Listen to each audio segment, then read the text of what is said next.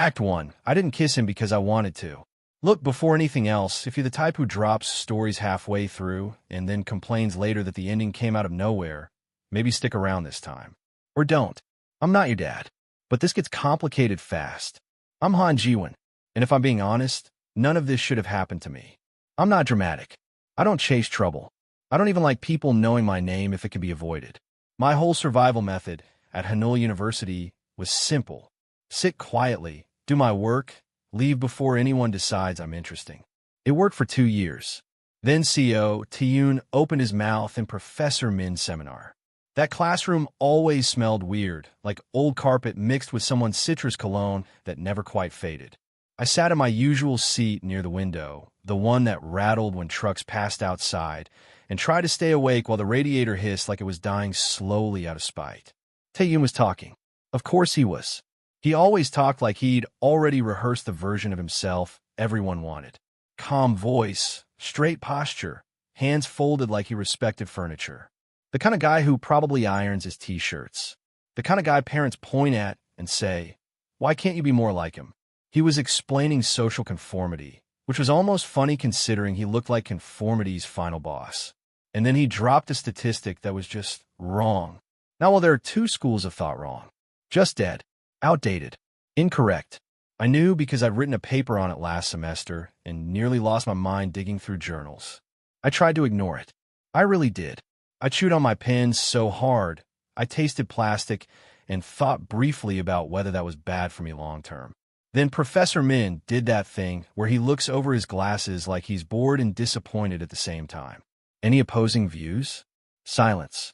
I remember thinking about my laundry, about the sock I lost last week and still hadn't found, about literally anything except raising my hand. And then I spoke anyway. That's not right. I swear my voice sounded louder than it should have. Taeyoon turned around slowly. Not angry, just curious, like someone noticing a crack in glass. I explained. I corrected him. Professor Min nodded. Someone behind me muttered, "Oh." Taeyoon smiled the whole time. But it wasn't friendly. It was the kind of smile people wear when they're deciding whether you're a threat. I won the argument. I lost peace. After that, he noticed me. Not loudly. Not enough to call it harassment. Just enough to make me uncomfortable. He leaned too close in hallways. Asked questions that sounded polite, but felt like pressure. Looked at me like he was trying to figure out which part of me didn't belong. I told myself I was imagining it. I wasn't. The day it happened, the day I kissed him, I was already running on fumes. I'd slept maybe 3 hours. My coffee was cold by the time I remembered to drink it. Someone in the dorm had set off the fire alarm at 6 a.m. and never apologized. I was in my locker, fighting with the door, because it always stuck unless you hit it just right. Then Taehyun was there, leaning, relaxed. Too close. Morning Jae-won, leaning, relaxed, too close. Morning Jae-won, he said like we were friends. Something in my chest tightened. I don't know why that bothered me more than the teasing ever did. He asked about my weekend. Casual, soft voice, silk on the surface, sandpaper underneath. I remember thinking very clearly, I need him to stop talking. Not forever. Just right then. I didn't think about consequences. I didn't think about cameras. I didn't think about the fact that my breath tasted like instant coffee and regret. I leaned in. It was bad. Worse than bad.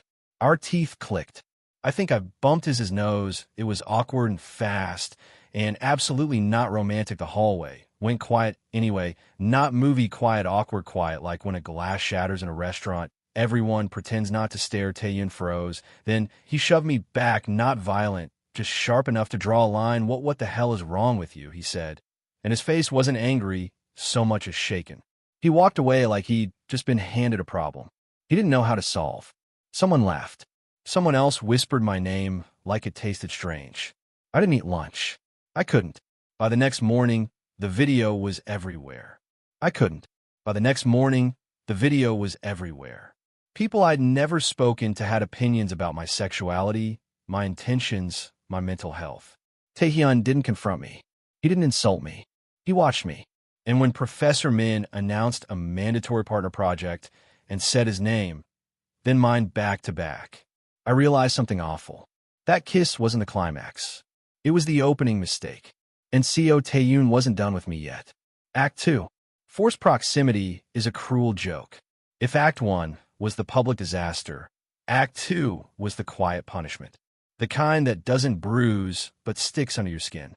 I thought things would explode after the kiss. Shouting, accusations. Maybe Taeyun cornering me somewhere dramatic like in front of the vending machines or outside the library where everyone pretends not to eavesdrop. None of that happened. What happened was worse. He ignored me. Not in the normal way people ignore you, no. This was intentional. Precise. Like he'd drawn a line through the air and decided I existed on the other side of it. He didn't look at me. Didn't acknowledge me. Didn't even do the passive-aggressive thing where you look through someone. Except, sometimes he did look. I'd feel it before I saw it. That prickling at the back of your neck that makes you want to check your reflection in a window just to make sure you're still real. I'd glance up and there he'd be, watching me like he was trying to remember something important and failing. Then Professor Min ruined everything. We were 10 minutes in a class when he clapped his hands once, sharp and loud enough to make someone in the front row flinch. Partner project, he said. Mandatory. I'll assign pairs. My stomach dropped immediately. I don't know why. I hadn't even let myself think about the possibility. That was my mistake. He read names off his tablet. Monotone. Careless. People relaxed when they got France. Groaned when they didn't. Then he said, "See you, Taehyun." I didn't breathe. And Han Jaiwan. Someone behind me actually whispered, "No way." I stare at my desk like if I concentrated hard enough, it would open up and swallow me whole.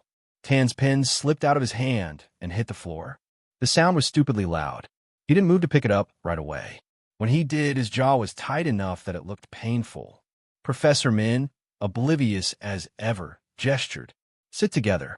We ended up side by side, close enough that I could feel heat coming off him. He smelled clean, like soap and something sharper underneath. He smelled clean, like soap and something sharper underneath. I hated that I noticed. He didn't speak, just tapped his thumb against his notebook over and over, like he was counting something invisible. When the bell rang, I stood up fast, ready to bolt. He grabbed my wrist. Not rough, not gentle either, just firm enough to stop me. "We'll work at your place," he said quietly. I blinked. "What? Your place?" He repeated, already letting go like the decision had been made without me. "Text me the address." And then he walked away. I stared at my wrist for a stupid amount of time afterward, like it might explain something if I looked hard enough. I told Sun Ho about it at lunch. He nearly choked on his rice. "At your place," he said. "Alone?" "Ji-won, that's not a study session. That's the opening scene of a horror movie. It's just a project," I muttered. He gave me a look that said he'd known me too long to believe that. Taeyun showed up exactly on time. That alone made me nervous. People like him are never late. We walked from campus to my apartment in silence. Not comfortable silence. The kind where every step feels too loud. My building smelled like someone had burned toast 3 floors up. The elevator groaned like it hated its job. When I unlocked the door, he hesitated. Just for a second. His eyes flicked around like he was bracing himself. My place isn't impressive. Small. Slightly cluttered. Books stacked where they shouldn't be. A chip mug I keep meaning to throw out, but don't. He noticed everything. We sat at the table, opened our laptops, pretended to work. 20 minutes passed like that before he finally spoke. "Don't do that again." I closed my laptop slowly. I wasn't planning to. Good. The word landed wrong. Too flat. Like it wasn't the truth. Silence stretched again, uncomfortable and thick. Then he surprised me. "Why did you correct me?" he asked. A frown. "In class. Sophomore year," he said. "Statistics." I stared at him. "You remember that?" He didn't answer. Rubbed the back of his neck instead. That was when I realized something unsettling. He hadn't targeted me randomly. He'd chosen me. I was still processing that when he asked, "Why did you kiss me?" the question felt too sharp, too sudden. My brain short-circuited. "I don't know," I said. He looked at me for a long second. Liar. He stood up immediately after, grabbing his bag like he'd stayed too long. I should go. The door closed behind him before I could say anything else. The next time we met, his phone rang. I wasn't trying to listen, but the walls in my apartment are thin and his voice changed. "Yes, sir. I know. No, I won't mess it up." When he came back inside, his face looked empty. Not angry. Not cold. Just drained. "That was your dad?" I asked without thinking. "I don't want to talk about it." I nodded, went back to typing. 10 minutes later, he said quietly, "Do you want me to be perfect?" The words hung there, fragile. I didn't answer, didn't know how. And when he left that night, I realized something else I didn't want to admit. I wasn't scared of him anymore. I was worried, and that was when things really started to go wrong. Act 3. The basement was a bad idea. I should have said no. That's the truth. I knew it the second his name lit up my phone on Saturday afternoon, like my body reacted before my brain even caught up. "Taeyun, come over, Taeyun. We need to finish the project." No please. No context. No address, because apparently I was just supposed to know, which I did. Everyone knew where CO Taeyun lived. His house sat at the edge of the rich neighborhood, like it was daring you to stare too long. White walls, perfect hedges, the kind of place that smelled like money and rules. I stared at the message for a full minute, thumb hovering over the screen, thinking about literally anything else I could do instead. Laundry, grocery shopping, reorganizing my bookshelf by height for no reason. I went anyway. That's how you know you're already in trouble. He told me to use the basement door, not the front. The basement. I remember thinking this is how people disappear in crime documentaries. The basement was cold. Not damp, not creepy, just sterile. Fluorescent lights buzzing faintly overhead. Shelves lined with trophies. Medals. Certificates.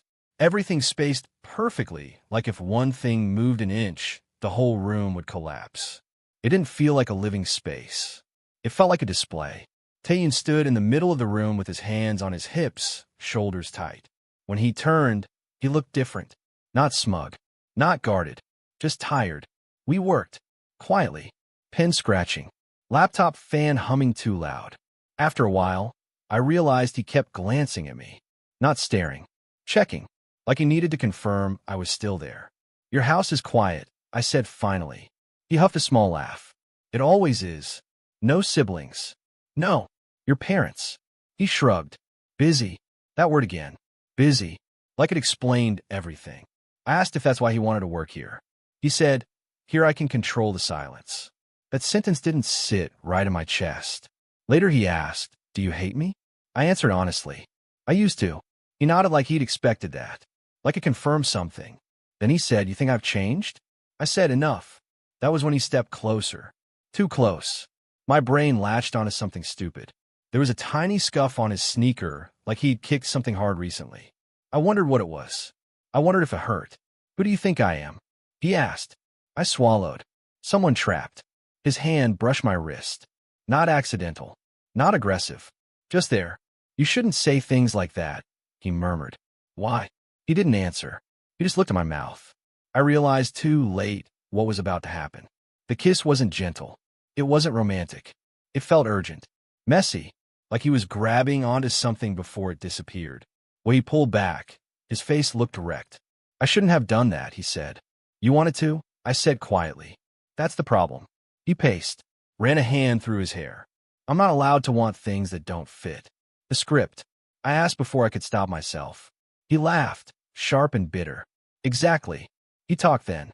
About expectations. About being perfect. About being straight. About being someone his father could point at without shame. "I hate that I want you," he said suddenly. That sentence landed like a drop plate. "I hate that I feel normal when I'm with you." I didn't know what to say. I just knew my chest hurt. When he leaned his head against my shoulder later, it felt wrong and right at the same time.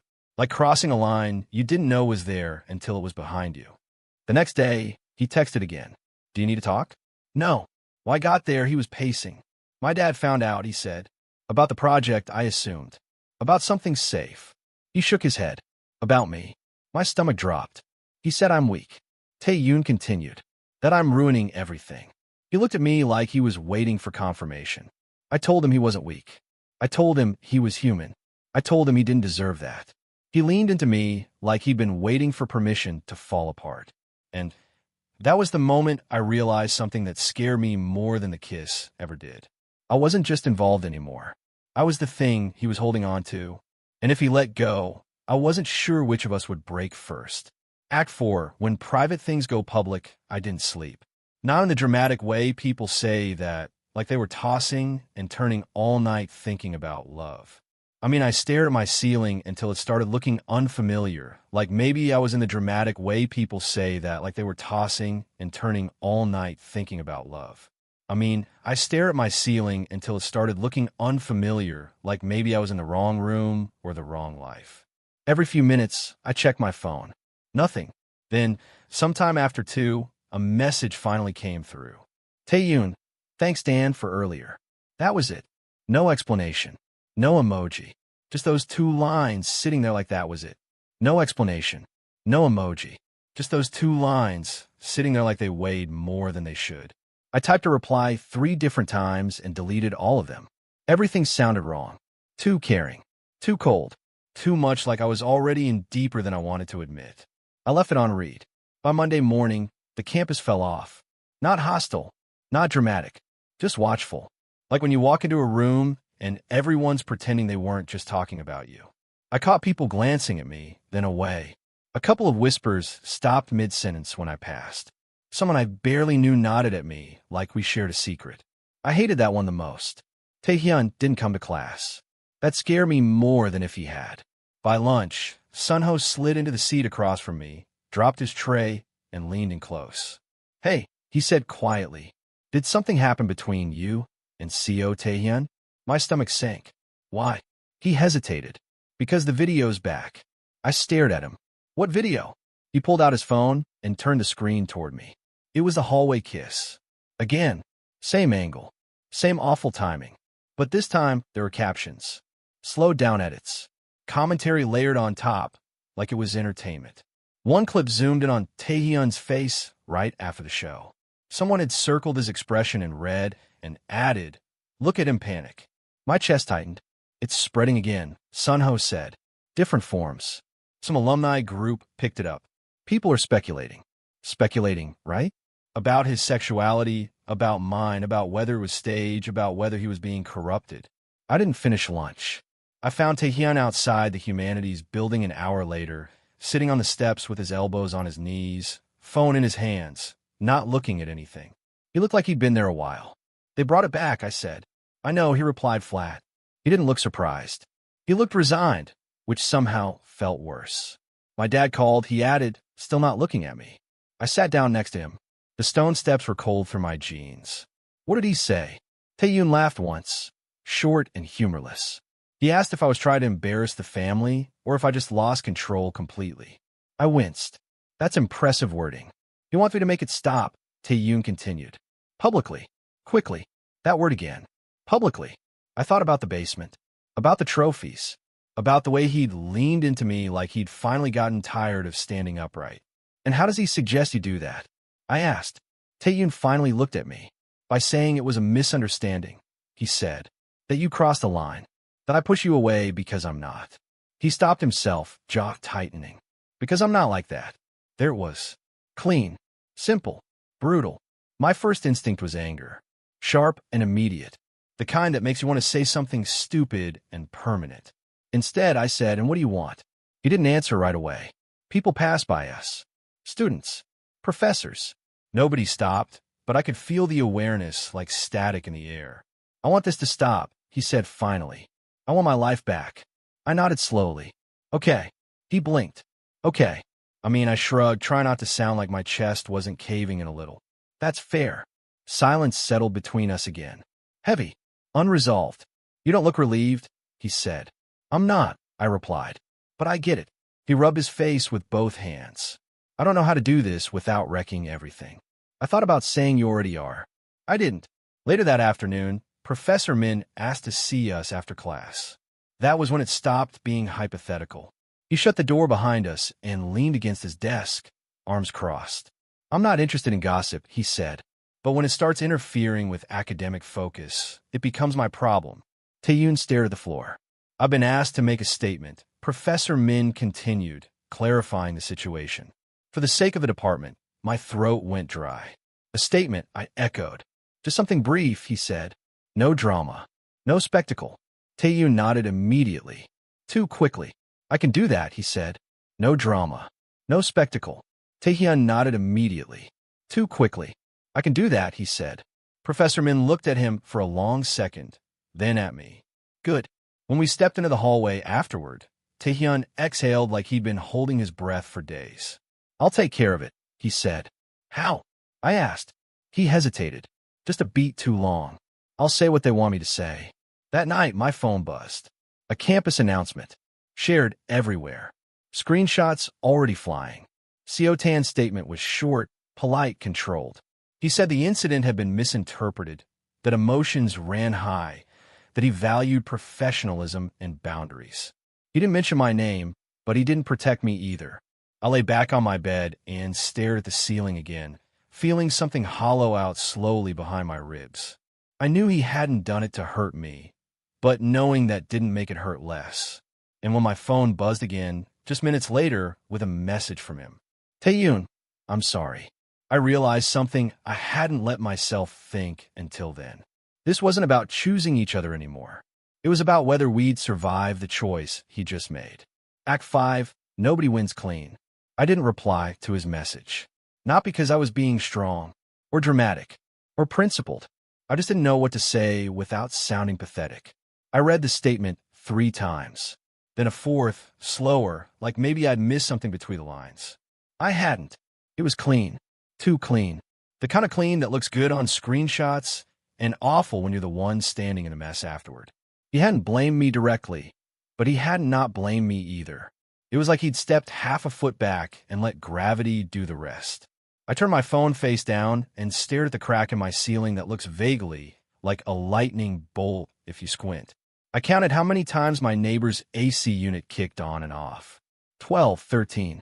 I stopped counting when it started to feel stupid. By the next morning, campus had decided who I was. Some people avoided me completely. Like proximity was contagious. Others stared too long, curious in that gross, detached way. A guy in my statistics class asked if the kiss was for clout. I laughed because I didn't know what else to do, then immediately hated myself for laughing. Sunho walked me to class without asking. Didn't say much either. Just stayed there like a guard dog who didn't need instructions. Taehyun didn't come. When he finally texted again, it wasn't an apology this time. "Hyun, can we talk?" I stared at the message until my screen dimmed. I almost said no. What stopped me wasn't hope. It was irritation, the kind that builds when something unfinished keeps poking at you. We met where no one would look too closely. The back stairwell near the arts building. It smelled like dust and old paint and someone's forgotten lunch. He looked worse. Not in a dramatic movie way. Just run down. Hoodie wrinkled. Dark circles under his eyes like he'd been grinding his teeth instead of sleeping. "I didn't want it to go like that," he said immediately. I leaned against the wall. But it did. He nodded. Once, like he'd already accepted that answer. "They're watching everything I do," he added. "My dad. The department. Alumni donors I didn't even know existed until yesterday." "That sounds exhausting," I said and meant it. "He wouldn't once you're allowed to be mad." I replied then, after a second. "I'm also just tired." That surprised him. I could tell people expect anger, they know how to deal with it. He rubbed his hands together, nervous habit. If I hadn't said anything, it would have gotten worse. "For you," I said. He didn't argue.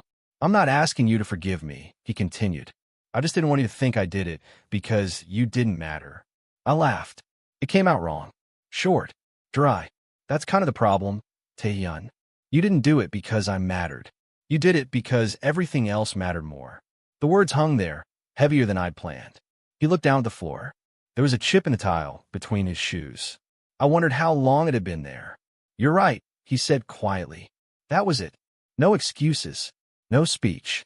I felt something in me loosen, just a little. Not relief. Just less tension. "I don't regret what happened," he added softer now. "I regret that I wasn't brave enough to stand in it with you." I believed him. That was the worst part. "I can't do this halfway," I said. "I can't be your secret stress relief while you clean up your image." "I know," he said. "I don't want that either." We stood there, awkward and unsure, like two people who'd walked into the wrong room and didn't know how to leave without drawing attention. "So what now?" I asked. He hesitated, long enough that I knew the answer wasn't satisfying. "I don't know," he admitted. "I'm trying to figure out how to live without following a script. Turns out they don't teach that." I snorted. Shocking oversight. He smiled, small and tired. We didn't kiss. We didn't hug. That felt important somehow. Like we were finally not rushing to make it mean something. When we parted, it wasn't dramatic. Just a nod.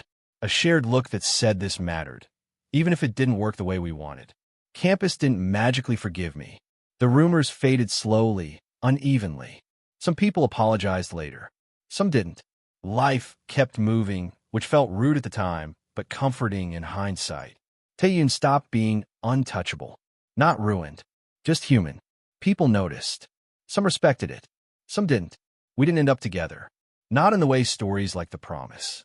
But sometimes when I pass the debate hall and hear his voice through the door, less polished now, more real, I feel this quiet, strange sense of pride.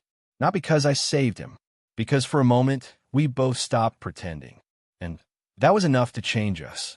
If you want an epilogue later, older, quieter, maybe a reunion that a little bittersweet, we can do that.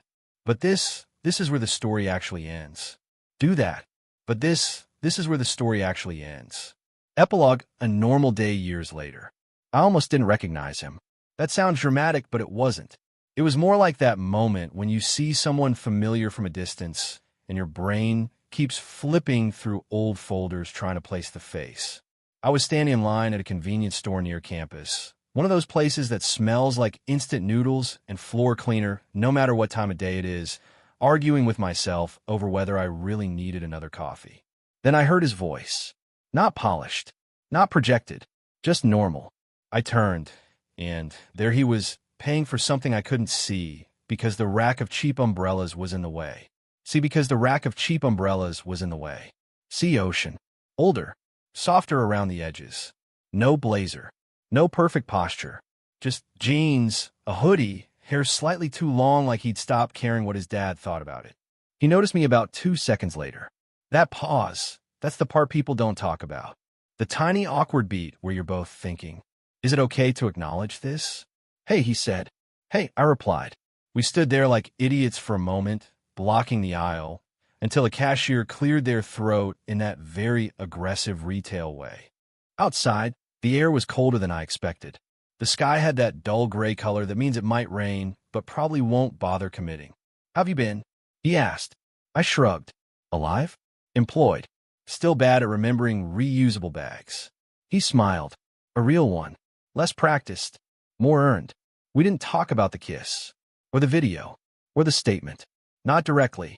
We talked about boring things instead. Work, rent, how the campus cafeteria somehow still hadn't improved.